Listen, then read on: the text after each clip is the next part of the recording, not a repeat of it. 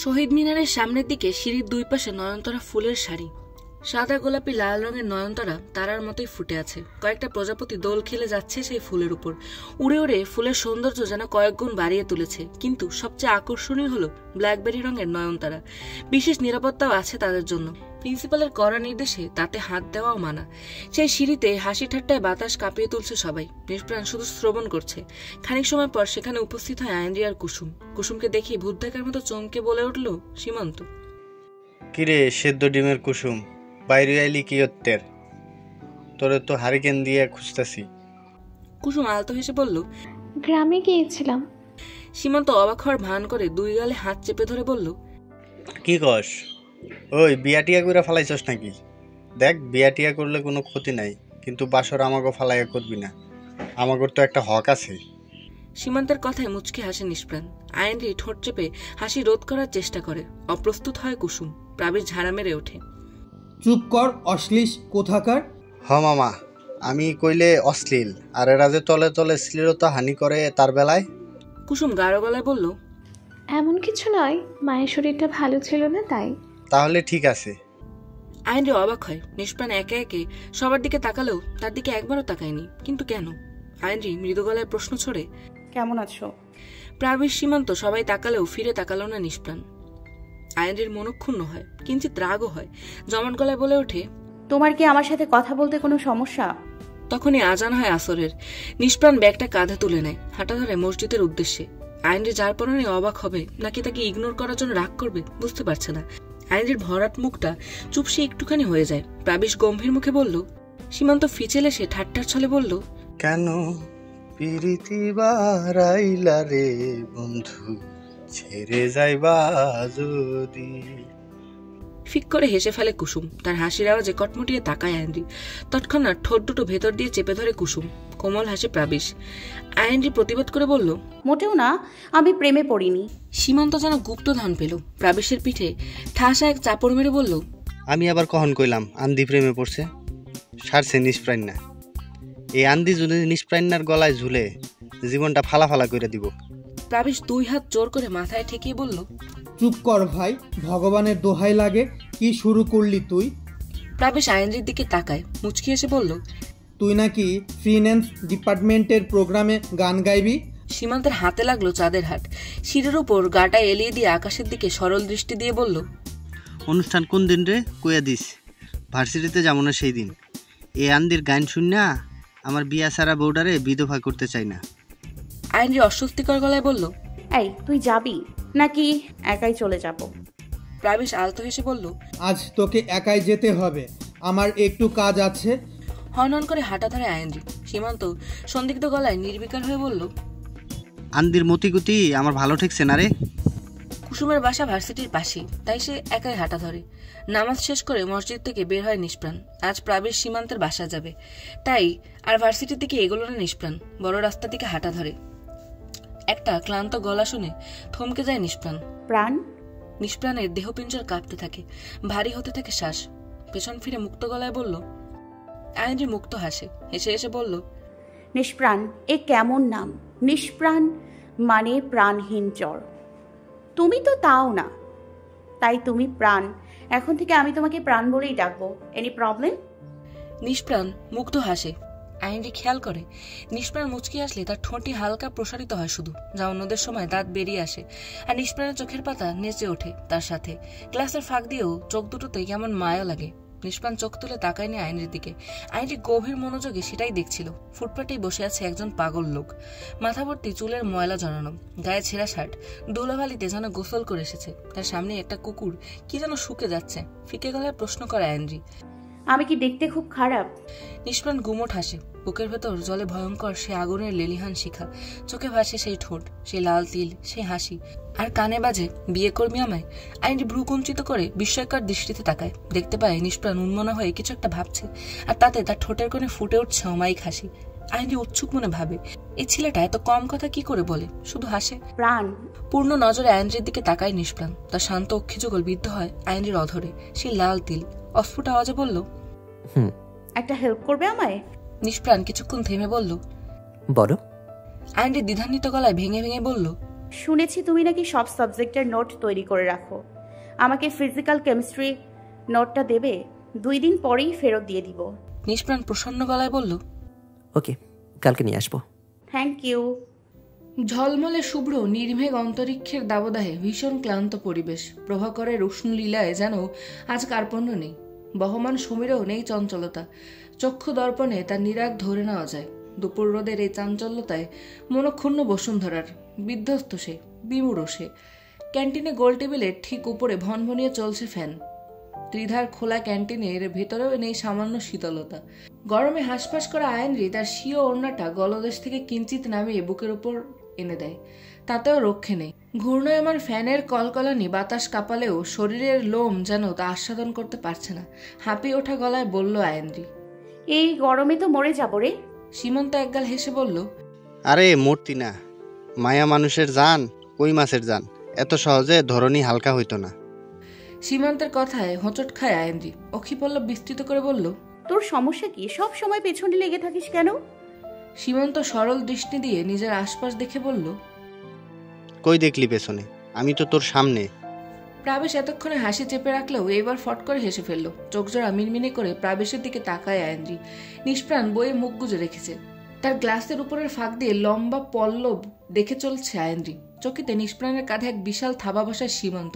ফিচেল এসে বলল, মামা সাবধান, তুমি মামা বাঘিনীর নজরে পড়ছো। মাংস নিয়ে টানাটানি করলে ইউ ডোন্ট নো।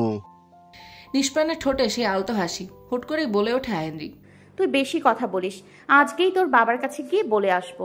সীমান্ত প্রাণোচ্ছল হেসে বলল, কিতা কইবি বই না? আমার বাপরে গিয়া ক এইসব কেমিস্ট্রি ফেমিস্ট্রি আমারে দিয়া হইব না। বিয়া করাইতে আমারে তোমার ঘরে চাচু আর ফুবু বানাইমু। ছি, অশ্লীল। সীমান্ত ঠোঁট বাঁকিয়ে বলল, অমর জ্বালা, বিয়ার কথা কইলেই অশ্লীল। আয়নরি তর্ক করা বন্ধ করে। সেখানে দৌড়ে আসে তৃণা। স্যার প্র্যাকটিসের জন্য ডাকছে আয়নরিকে। আয়নরি যেতে চাইছে না। তৃণা জোর করে নিয়ে যায় তাকে। বই থেকে মাথা তোলে নিষ্প্রাণ। বই বন্ধ করে ব্যাগের ভেতর রেখে সামনে তাকাতেই সীমান্তের সন্দিগ্ধ চোখজোড়া চকচক করে ওঠে। সন্ধিয়ান গলায় প্রশ্ন ছড়ে, নিষ্পাইন না, সমস্যা কি তোর? অন্দিরে দেখলেই সাপের মতো মোড়ামুড়ি করস কেন?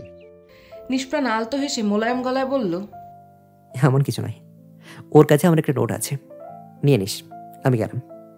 প্রাবিশ কৌতূহলী গলায় বলল, কোথায় যাচ্ছিস? ক্লাস করবি না? সীমান্তর প্রাবিশের অদৃশ্য চিন্তায় আবিষ্ট অক্ষিজোড়ার পল্লব ধীরে ধীরে ওঠানামা করছে। শীতাতাপ নিয়ন্ত্রিত একটা রেস্তোরাঁয় এসে ঢোকে নিষ্প্রাণ। একদম কোনার টেবিলের কাছে গিয়ে চেয়ার টেনে বসে পড়ে। গায়ের পোলো শার্টটা ঘেমে নিয়ে আছে শরীরের সাথে। ঘরমর্ত মুখের চোয়াল বেয়ে নামছে উষ্ণ জলের স্মিতধারা। ভ্রুজগলের কার্নিশে কার্নিশে ঘামের নহর। সামনের চুলগুলো লেপটে আছে কপালে। নিষ্প্রাণ চোখের চশমাটা খুলে টেবিলের উপর রাখে। পকেট থেকে সফেদ রঙের একটা পাতলা রুমাল বের করে ঘামে ভেজা মুখটা মুছে নেয়। ফর্সা মুখে ঘামের ফোঁটা মুক্তোর মতো ঝুলছে। নিষ্প্রাণের অবস্থা দেখে সামনের ভদ্রলোক অমায়িক হাসলেন। নির্বিঘ্ন গলায় বললেন, আর ইউ অলরাইট নিষ্প্রাণ? নিষ্প্রাণ চট করে রুমালটা পকেটে ঢুকিয়ে নেয়। চমৎকার এসে বলল, ইয়েস, আই এম ফাইন। কেমন আছেন আপনি? ভদ্রলোক ছোট্ট করে জবাব দিলেন, ভালো। দাদু কেমন আছেন? তার বুকের ব্যথা কমেছে? ভদ্রলোক চিরাচরিত ব্যবহার সুলভ নিষ্প্রাণের সামনে একটা খাম রাখলেন। মৃদু গলায় বললেন, জি, তিনি ভালো আছেন। আপনার এই মাসের হাত খরচ। নিষ্প্রাণ খাম হাতে নিয়ে বলল, আমার কিছু বই কিনতে হবে। বাড়তি টাকার কথা আমি দাদুকে বলেছি, তিনি কি তা দিয়েছেন? ভদ্রলোক স্মিত হেসে বললেন, জি, আপনার বইয়ের জন্য তিনি বাড়তি 2000 টাকা দিয়েছেন। সব মিলে এখানে 10,000 আছে।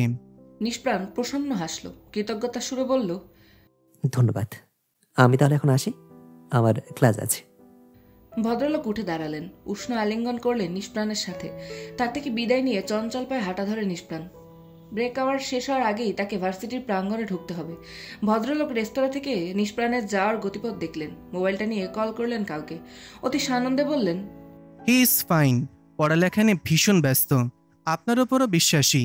খামে 2000 টাকা কম আছে, কিন্তু সে আমার কথা অনুযায়ী বিশ্বাস করে নিলেন সবটা, তাই আর খুলে দেখলেন না। ওপাশের ব্যক্তি শুধু শুনলেন, কোনো কথা বললেন না। সন্ধ্যার আগে আলোক ছটায় প্রাণবন্ত পশ্চিম আকাশ। সোডিয়ামের লাইটগুলো জ্বলে উঠবে খানিক পরেই। আকাশ জুড়ে থাকবে তখন নিকষ কৃষ্ণ অন্ধকার। তার ফাঁকগুলি উকি দেবে সুধাংশু। তার মিষ্টি আলোয় কালো অন্ধকার ডিঙে ধরনে দেখবে প্রান্তর, উজ্জ্বল হবে পরিবেশ, বিষণ্ণ মন পাবে সতেজতা। বাসায় এসে হাত মুখ ধুয়ে প্রথমে হালকা কিছু খেয়ে নেয় নিষ্প্রাণ। মাসের আজ 5 তারিখ। ম্যানেজার আসবে ভাড়া নিতে। গায়ের জামাটা খুলে ঝোলানো দড়িতে তা মেলে দিয়ে বিছানায় বসে নিষ্প্রাণ। একটা সাধারণ চৌকি, তার পাশেই পড়ার টেবিল, সেখানে বইয়ে ঠাসা। টেবিলের সামনেই একটা চেয়ার, চৌকিটার পায়ের সাথে একটা বুক শেলফ। জামা কাপড় রাখার জন্য একটা ছোট্ট ওয়ার্ড্রোব ছাড়া আর তেমন কোনো উল্লেখযোগ্য আসবাবপত্র নেই নিষ্প্রাণের এই মেসে। দরজার খটখটানি হতেই সপ্রতিভ হয় নিষ্প্রাণ। নিশ্চয়ই ম্যানেজার এসেছে ভাড়া নিতে। খামটা খুলে 3000 টাকা বের করে দিয়ে দরজা খুলে দাঁড়ায় নিষ্প্রাণ। ম্যানেজারের চোখ দুটো টসটসে, মুখে থাকা পানের রসটা পিচ করে ফেলে অনাবিল হাসলেন। হেসে হেসে বললেন, কেমন আছেন নিষ্প্রাণ সাহেব? আজ কিন্তু মাসের 5 তারিখ। নিষ্প্রাণ স্মিতহাস্য অধরে বলল, জি জানি, এই নিন আপনার ভাড়া। টাকাটা হাতে নিয়ে ভদ্রলোক গুনে দেখলেন, ঠিক আছে। হাতুড়ি একটা লম্বা সালাম জানালেন নিষ্প্রাণকে। তার বিনিময়ে উষ্ণ হাসল নিষ্প্রাণ। দরজা লাগিয়ে ভেতরে আসে সে। মেসের কারোর সাথেই সখ্যতা নেই নিষ্প্রাণের। সকাল দিকে একজন মহিলা এসে রান্না করে রেখে যায়। দিনের বেশিরভাগ সময় ভার্সিটি, কোচিং আর বন্ধুদের সাথে কাটায় নিষ্প্রাণ। কোনোদিন বাসায় এসে খায় তো কোনোদিন না। খামটা সন্তর্পণে খুলে তার ভেতরের অবস্থা দেখে সে। অনুপলে নিষ্প্রাণের শান্ত চোখজোড়া চঞ্চল হয়ে ওঠে। খামের ভেতরে শুধু 5000 টাকা আছে। নিষ্প্রাণ অস্থির হয়ে ওঠে, অশান্ত হয়ে ওঠে তার মন। কাউকে কল করে নিষ্প্রাণ। কল রিসিভ হতেই ব্যস্ত গলায় বলে ওঠে, দাদু, আমি আপনাকে বলেছিলাম আমার বাড়তি টাকার প্রয়োজন, কিন্তু ওপাশ থেকে কিছু একটা বলে লাইন ডিসকানেক্ট করে দেয় দাদু। ফুঁসে ওঠে নিষ্প্রাণ। সামনে থাকা চেয়ারে সজোরে এক লাথি মেরে বসে। সকাল থেকেই থমথমে অম্বর, জমে আছে গুমট মেঘ। প্রভাকর তার দীপ্তি ছড়াতে পারেনি, বাধা আছে তার। কৃষ্ণাবু মেঘের ভাজে ভাজে আত্মগোপন করেছে সে আজ। দীর্ঘকায় জারুল গাছটাও চুপ মেরে আছে, ঝিম ধরে আছে তার পত্রপল্লব। প্রকৃতি জানান দিচ্ছে অমরসম্ভাবী সেই ক্ষণের। বর্ষণ হবে আজ অন্তরিক্ষের শান্ত চাদর ভেদ করে। অত্যন্ত জাঁকজমকের সাথেই শুরু হয় প্রোগ্রাম। বাধ্যবাধকতা নেই সকলের অংশগ্রহণের। শিক্ষার্থীদের অবাধ বিচরণে মুখরিত ভার্সিটির প্রাঙ্গণ। আইনজির একান্ত অনুরোধে তার বন্ধুরাও এসেছে। স্টেজ সাজানো হয়েছে তাজা ফুলের সমারোহে। স্টেজ থেকে একটু দূরেই দাঁড়িয়ে আছে 3 বন্ধু। কথা চলছিল আগামী মাসে অনুষ্ঠিতব্য পরীক্ষা নিয়ে। কথার মাঝেই সীমান্তের ছোট ছোট অক্ষিজার অশীতল হয়ে পড়ে। তার দিকে তাকিয়ে ভ্রুকুটি করে প্রাবিশ। ধাক্কা মেরে হুঁশ ফিরিয়ে বলল, এমন স্ট্যাচু হয়ে গেলি কেন? সীমান্তের চোখজোড়া সামনেই সীমাবদ্ধ। অনিমেষ চেয়ে বলল, এটা আমাকে অন্দি না? প্রাবিশ আর নিষ্প্রাণ গেটের দিকে তাকাতে স্তব্ধ হয়ে যায়। একটা লাল জামদানি পরেছে আইনজি। খোপা করা চুলে বেলি ফুলের গাজরা জড়ানো। ভরাট নেত্র যুগলে কাজলের মোটা আঁচড়, অধর রাঙানো সিঁদুর রং। আইনজির চোখে মুখে অদ্ভুত দীপ্ততা। নিষ্প্রাণের ভীত চোখ প্রথমেই থমকে যায় আইনজির ঠোঁটে। আজ আর সেই তিল দৃশ্যমান নয়। স্বাভাবিক চাহনিতেই আইনজিকে দেখে নিষ্প্রাণ। তাদের এই অদ্ভুত চাহনির মাঝেই সামনে এসে দাঁড়ায় আইনজি। সীমান্ত ভাবলেশীন হয়ে দুই পাশে থাকা প্রাবিশের নিষ্প্রাণকে বলল, এই সর অন্দিরে, আজকে তুই কি মাই খাইছস? তাদের দুজনকে পাশ কাটিয়ে আইনজির পাশে গিয়ে দাঁড়ায় সীমান্ত। আইনজির গালে তর্জনী দিয়ে একটা ঘষা মেরে বলল, ওরে আল্লাহ, তুই আমাকে অন্দি তো কি মাখছস এডি? আইনজি রাগ দেখিয়ে বলল, একদম হাত লাগাবি না। 1 ঘন্টা লাগিয়ে মেকআপ করেছি। তোর এই নোংরা হাত দিয়ে ধরবি না। যা স্যানিটাইজার লাগিয়ে আয়। প্রাবিশ ফিক করে হেসে ফেলে। সীমান্ত বিস্ময় নিয়ে বলে, ছোট এক অনুষ্ঠানে তোর এত সাজ! মাই গড, বিয়ার দিন কি তা করবি তুই? আইনজি মুচকি হেসে ফিসেল গলায় বলল, সেদিন তো 3 ঘন্টা লাগিয়ে সাজবো। আমার বরের চোখে সেদিন সবচেয়ে সুন্দরী আমাকে দেখতে হবে। সীমান্ত মাথা চাপড়িয়ে ধরে। কুসুম কোমল গলায় বলল, তোর আবার কি হলো? সীমান্ত এক বুক নিরাশা নিয়ে বলল, ভাবছি অন্দির জামাইয়ের কি হবে। বাসর রাতের পর তো বেটা আর বাথরুম ছাড়তে পারবো না। সারা রাত যে অখাদ্য খাইবো, পেট তো নামাবই। আইনজি রেগে সীমান্তের পেটে এক গুঁতো মেরে বসে। নিষ্প্রাণ হালকা ঝুঁকে হাসে। আইনজি খুব করে খেয়াল করে এত কথার মাঝে নিষ্প্রাণ একটা কথাও বলেনি। অন্তরিক্ষ আজ বজ্র কঠোর। শান্ত চাঁদোয়া ফেরে নামবে ধরা সিক্ত বর্ষণ। থমথমে আকাশটা মুহূর্তেই রাশবাড়ি হয়ে গেল। কৃষ্ণবর্ণ জলদ ছড়িয়ে পড়ল গগনতলে। কিশোরী বিকেলেও প্রকৃতি রূপ নিল সন্ধ্যা রাতির। চারপাশে নেমে এলো অন্ধকার। ধূসরের মাঝে জায়গা হলো কৃষ্ণ কাদম্বিনীর। শুরু হলো সময়িত গগনের তাণ্ডব। ক্ষণে ক্ষণে বেজে উঠল কালো চাঁদোয়া চিরে তীক্ষ্ণ সাদাটে আলোর ঝলকানি। সমীরণ খেলে গেল দুরন্ত খেল। ধরা কাঁপিয়ে তুলল তার তোড়ে। ক্ষণপলেই তার আধিক্য তোলপাড় করে তুলল শান্ত স্থির নিষ্কম্প ধরণী। ঝমঝমিয়ে ধরণী বাষ্প গলিয়ে দিল বাদলের ধারা। স্টেজ ছেড়ে ব্যস্ত হয়ে ওঠে সবাই নিজেকে বর্ষণের তোর থেকে বাঁচাতে। আইনজি সবাই মাইক হাতে নিয়েছিল, কিন্তু তার গাওয়া আর হলো না। দ্রুত প্রস্থান করলো সকলে। বিরান স্টেজ শীতল জলে সিক্ত হয়ে গেল। ক্লাসরুমে ব্যতিব্যস্ত সবাই। ভিজে জুবুথুবু সীমান্ত সিগারেট ফুঁকে মহাজাগতিক সুখে ভাসতে চেয়েছিল সে, কিন্তু তাকে ভাসিয়ে দিল বর্ষণের স্রোত। হুড়োহুড়িতে নিষ্প্রাণের কপালের সামনে এসে পড়েছে তার চুল। বাম হাত দিয়ে তা পেছনের দিকে হেলিয়ে দিয়ে সামনে তাকাতেই দেখে হোয়াইট বোর্ডের সাথে দাঁড়িয়ে চোখ কষলে যাচ্ছে আইনরি। এক চোখ কষলাতে থাকলে আইনরির অপর চোখ বেয়ে গড়িয়ে পড়ছে স্মিত জলস্রোত। উৎকণ্ঠিত নিষ্প্রাণ উঠে দাঁড়ায় বেঞ্চ থেকে। আইনরির কাছে ঘেসে দাঁড়িয়ে বলল, ক্যান আই হেল্প ইউ? আইনরি খেলনা হারানোর বাচ্চাদের মতো কেঁদেই ফেললো। শিশুসুলভ আচরণের ন্যায় ঠোঁট উল্টে বলল, এটা আবার বলা লাগে? দেখ না চোখে কি পড়েছে, ভীষণ যন্ত্রণা করছে। দেখি, হাত সরাও। আইনরির সচেতন মস্তিষ্ক ব্যথায় এতটা পিষ্ঠিত যে নিষ্প্রাণকে তুই বলার পরেও সে যে কোনো রিয়্যাক্ট করেনি তা আইনরি খেয়ালই করেনি। আইনরির অক্ষিপুর টেনে ধরে কয়েকবার ফু দিলেও কাজ হয় না। একটা ছোট্ট পোকা আইনরির চোখের কার্নিশে জলসিক্ত হয়ে আছে, তাই ফুতে সরছে না। নিষ্প্রাণ তার পকেট থেকে রুমাল বের করতে গেলে অধৈর্য গলায় বলে ওঠে আইনরি, তাড়াতাড়ি কর না। ধৈর্য ধরো। নিষ্প্রাণ তার রুমালটা রোল করে তার কোনায় সুচালো রূপ দেয়। অতি সন্তর্পণে আইনরির চোখের কোণ থেকে সেইটার সাহায্যে পোকাটা বের করে আনে। ব্যাগ থেকে বোতল বের করে আইনরির হাতে দিয়ে বলে, পানির ঝাপটা দাও, ভালো লাগবে। খানিক ধাতস্থ হতেই আইনরির ষষ্ঠ ইন্দ্রিয় জানান দেয় যে সে এত সময় নিষ্প্রাণকে তুই করে বলেছে। তড়িৎ গলায় বলে ওঠে, সরি, আসলে চোখে ভীষণ যন্ত্রণা হচ্ছিল, তাই আর খেয়াল করতে পারিনি, তোমাকে তুই বলে ফেললাম। নিষ্প্রাণ বিগলিত হেসে ছোট্ট করে বলল, ইটস ওকে।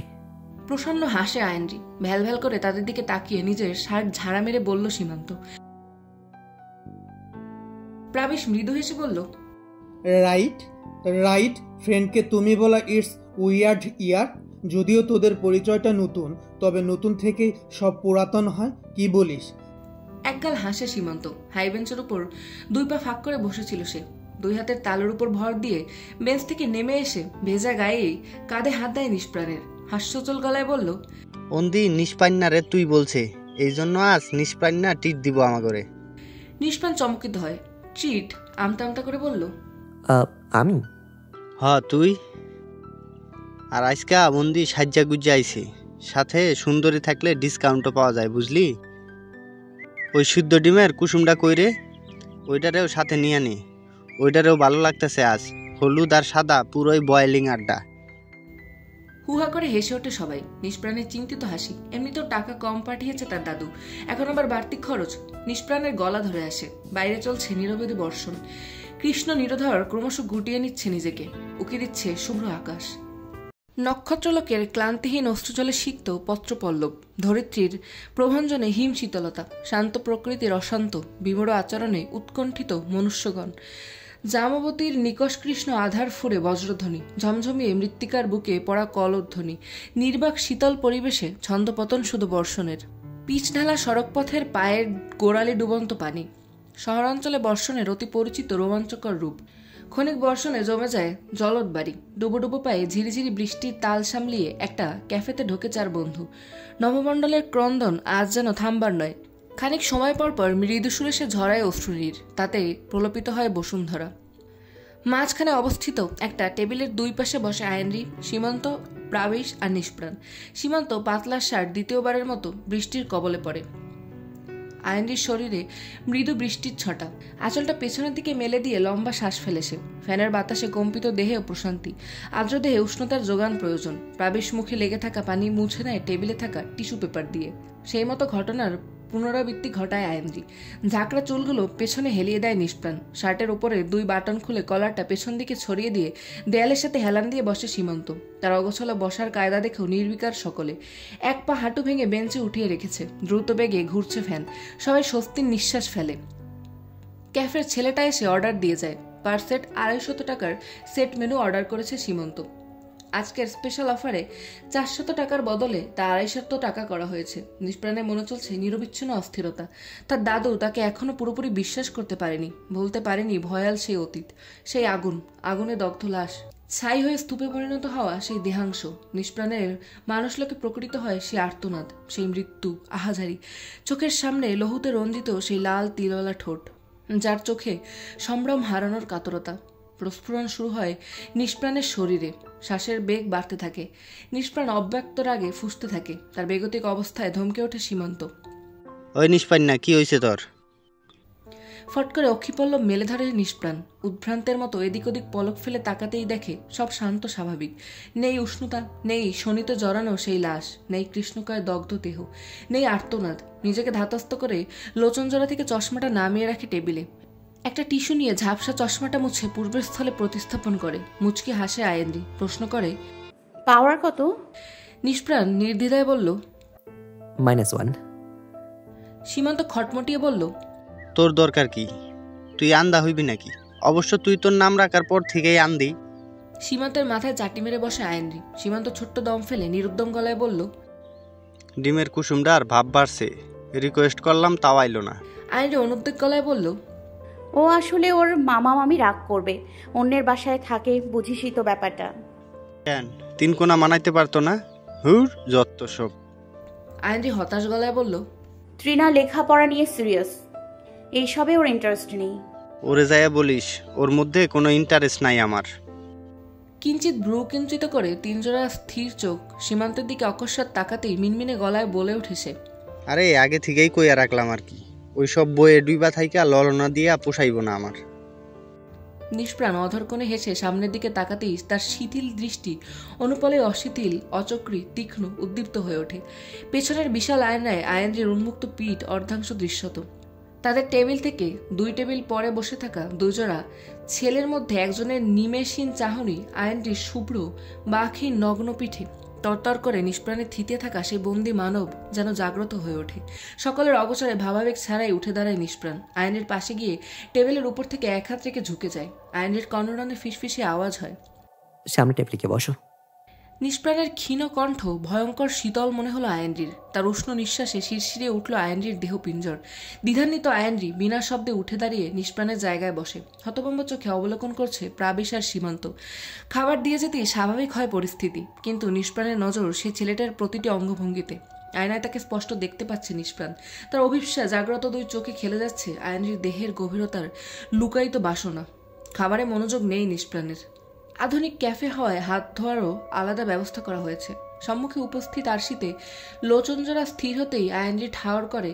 তার লাল ঠোঁট দুটোতে বিক্ষিপ্ত হয়ে আছে লিপস্টিক, টিস্যু দিয়ে মুছে নেয় তা। আয়েন্দ্রির নগ্ন কোমরে যেই না হাত ছোঁয়াতে যাবে ছেলেটি, তাকে এক ঝটকায় টেনে হাতের মুষ্টি তার চোখের সামনে সন্নিকটে এনে রুখে দাঁড়ায় নিষ্প্রাণ।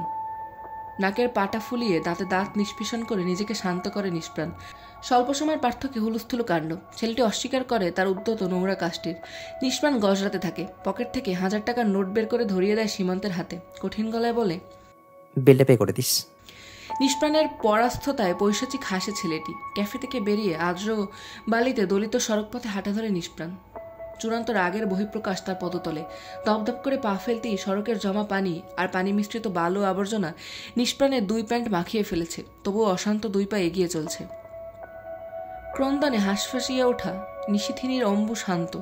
ঠান্ডা বর্ষণে ভারী বুক হালকা হয়েছে তার। রাতের স্নিগ্ধ আকাশে উদিত চন্দ্রিকা, ঝিলমিলে তারকারাজি আজ অদৃশ্য। সমীরণে এখনো আর্দ্রতা। পথঘাট পানিতে পরিশ্রান্ত। ঢাকা শহরের টিবি গেট একটা ঘনবসতি এলাকা। মূল শহর থেকে ভেতরের অলিগলি বেশ সংকীর্ণ, লাগোয়া ঘরবাড়ি। ভেতরগলির প্রশস্ততা এতটাই সংকীর্ণ যে প্রশ্ন হতে পারে, আদৌ সেখানে 3 চাকায় চালিত রিকশার প্রবেশ সম্ভব? এখানেরই সাইড দেওয়ালে আর টিনের ছাউনি বেষ্টিত 3 বেডরুম আর রান্নাঘর। স্নানাগার বিশিষ্ট নিজস্ব বাড়িতে থাকেন জহুর মিয়া তার 2 ছেলেকে নিয়ে। ছোট ছেলে এখানকার ব্র্যাক ইউনিভার্সিটির স্টুডেন্ট, একজন চেইন স্মোকার। জহুর সাহেবের ছোট ছেলে জেমি রাতের খাবার খেয়ে সিগারেটের ধোঁয়া ওড়াতে বাইরে বের হয়ে আসে। ভগ্নিপতি এসেছে বলে নিজের ঘরটা তার জন্য বরাদ্দ করা হয়েছে। বড় ভাইয়ের সকালে অফিস, সে নিজ কক্ষে নিদ্রাচ্ছন্ন। বাবা অসুস্থ। হাফ দেয়ালের বাউন্ডারির বাড়িটির ছোট্ট গেট খুলে বাইরে এসে সিগারেট ধরায় জেমি। দুই আঙুলের ফাঁকে রেখে দুটো টান দিতেই আচমকাই তার মুখে কেউ রুমাল চেপে ধরে। জেমি কিছু বুঝে ওঠার আগেই নিশ্চেতন হয়ে ঢলে পড়ে পিছনের দিকে। তার পুরো ভর সামলে নেয় নিষ্প্রাণ। সহজ স্বাভাবিক নিষ্প্রাণ ভেজা রাস্তায় শুইয়ে দেয় জেমিকে। জেমি অচেতন। হাতের সিগারেটটা নিচে পড়ে যেতেই জলের সংস্পর্শে নিভে যায় তা। এক হাঁটু গেড়ে বসে নিষ্প্রাণ। নীরব নিস্তব্ধ নির্বাক চারপাশ। নিষ্প্রাণের চাহনিতে অবিশ্বাস্য স্বাভাবিকতা। কোমল স্বরে বলল, আমার ধ্রুবতারার দিকে হাত বাড়িয়ে জীবনের সবচেয়ে বড় ভুল করলি তুই। নিষ্প্রাণ সাবলীলভাবে একটা ছোট্ট শিশি বের করে পকেট থেকে। তার ছিপি খুলে কাত করে ভেতরে থাকা তরল ঢালতে থাকে জেমির মুখের উপর। অদ্ভুত আওয়াজে ঝলসে যেতে থাকে জেমির মুখমণ্ডল। সালফিউরিক অ্যাসিডে দগ্ধ হয়ে যায় জেমির সুশ্রী মুখটা। তীর্যক হাসে নিষ্প্রাণ। ঘুমের চাদরে আবৃত নগরীতে জেগে আছে রাস্তার নেড়ি কুকুর। আবছা আলোতে নিষ্প্রাণকে দেখে সশব্দে ডেকে ওঠে কালো রঙের হাড় বেরিয়ে আসা কুকুরটি। নিষ্প্রাণ আলতো হাসে। আরও কয়েকটা কুকুর এসে জড়ো হওয়ার আগেই জেমির গলায় ঢুকিয়ে দেয় বিশাল এক লোহার তীক্ষ্ণ দণ্ড, যা সহজেই ঢুকে যায় স্মরণালীর গভীরে। গলগলিয়ে রক্তের ধারা বইতে থাকে। কুকুরের আত্মচিৎকার শুরু হতেই অন্ধকারের প্রলীন হতে থাকে নিষ্প্রাণ। তার ঠোঁটে সেই অদ্ভুত সিটির সুর, তৃপ্তির হাসি। কুকুরগুলো জেমিকে ঘিরে সমান তালে চেঁচিয়ে পুরো এলাকার ঘুমন্ত মানুষদের জাগিয়ে তুলেছে। শীতল স্বচ্ছ পানির সাথে মিশে যাচ্ছে জেমির উষ্ণ লাল রক্ত। শান্ত ক্যান্টিনে মুখোমুখি বসে আছে আয়েন্দ্রি আর নিষ্প্রাণ। নিষ্প্রাণের গভীর মুখ আর সরল চোখ ফিজিক্যাল কেমিস্ট্রি বইয়ের 3য় অধ্যায়। তীক্ষ্ণ নাকের উপর চশমার ফাঁক দিয়ে তার অক্ষি পল্লবের নড়াচড়া দেখছে আয়েন্দ্রি। গালে এক হাত ঠেসে ধরে একাগ্র চিত্তে তার দৃষ্টি নিষ্প্রাণের ভরাট পৌরসদীপ্ত চেহারায়। ঘন চুলগুলোর একপাশে অস্পষ্ট স্মৃতি। দিবসের উজ্জ্বল আলোয় চিকচিক করছে তা। হুট করে হাঁপাতে হাঁপাতে এসে একটা চেয়ার টেনে বসে তৃণা। ঘামের নহর বইছে তার গোলগাল মুখের কপল বেয়ে। অস্থিরতা চোখে মুখে, আর সাথে ভয়। পরপর কয়েকটা ঢোক গিলে টেবিল থেকে গ্লাস ভর্তি পানি পান করে তৃণা। একটা লম্বা শ্বাস টেনে স্থির হয়। চকিত দৃষ্টিতে তৃণার ভাবধারা দেখে ভীত গলায় বলল আয়েন্দ্রি, কি হয়েছে তোর? এমন করছিস কেন? কুসুম কই? তৃণা নিষ্প্রাণের দিকে তাকাতেই দেখে নিষ্প্রাণ ভাবক নয়নে তার দিকে চেয়ে আছে। তৃণা ভয়ে কাতরে গলায় বলল, একটা ভয়ঙ্কর ঘটনা ঘটেছে। সকালে কল করেছিল আমার ছোট মামা। তাদের এলাকায় কাল রাতে একটা ছেলে খুন হয়েছে। কি নির্দয়ভাবে মেরেছে ছেলেটাকে। গলায় লোহা ঢুকিয়ে দিয়ে মুখে অ্যাসিড ঢেলে দিয়েছে। পুরো মুখ ঝলসে গিয়েছে। কি বিদঘুটে। ছেলেটা চিৎকার করতে পারেনি। ক্লোরোফর্ম দিয়ে আগেই সেন্সলেস করে ফেলেছিল। আটকে ওঠে আয়েন্দ্রি আর্ত গলায় বলল, কি বলছিস? এমন মানুষও হয় নাকি? এগুলো তো পশু। ঠিক বলেছিস। মানুষ কি করে মানুষকে এভাবে খুন করতে পারে? আসলে কথায় আছে না, প্রাণ থাকলেই প্রাণী হয়, কিন্তু মন না থাকলে মানুষ হয় না। এরা মানুষ নামের পিশাচ। ছি, কি করে পারে কারোর প্রাণ নিতে? অপলক চেয়ে আয়েন্দ্রির কথা শ্রবণ করছিল নিষ্প্রাণ। কথা শেষ হতেই অধরক্ষণে হাসে। আয়েন্দ্রি ক্ষুণ্ণ গলায় বলল, তুই কিছু বলছিস না যে? নিষ্প্রাণ স্মিত হয়ে ধরে বলল, নো কমেন্টস। আয়েন্দ্রি ভ্রু নাচিয়ে বলল, হোয়াই? নিষ্প্রাণ ফোঁস করে দম ফেলল। নিরুদ্বেগ গলায় বলল, একটা মানুষের দুটো রূপ থাকে, অভ্যন্তরীণ রূপ আর বাহ্যিক রূপ। আমরা সবসময় মানুষকে তার বাহ্যিক রূপে মূল্যায়ন করি, যা অনুচিত। মানুষকে তার অভ্যন্তরীণ রূপে আবিষ্কার করে সেই রূপের মূল্যায়ন করতে হয়। যে ছেলেটার সম্পর্কে কথা হচ্ছে তার সম্পর্কে আমি কিছুই জানি না, সো নো কমেন্ট।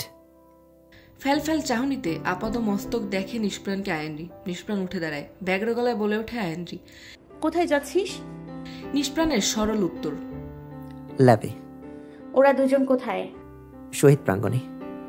মসজিদের পাশের লাইব্রেরির সাথে ছোট্ট ফাস্টফুডের দোকান। আয়েন্দ্রি আর কুসুম খাচ্ছে। কুসুমের ব্যস্ত আচরণ।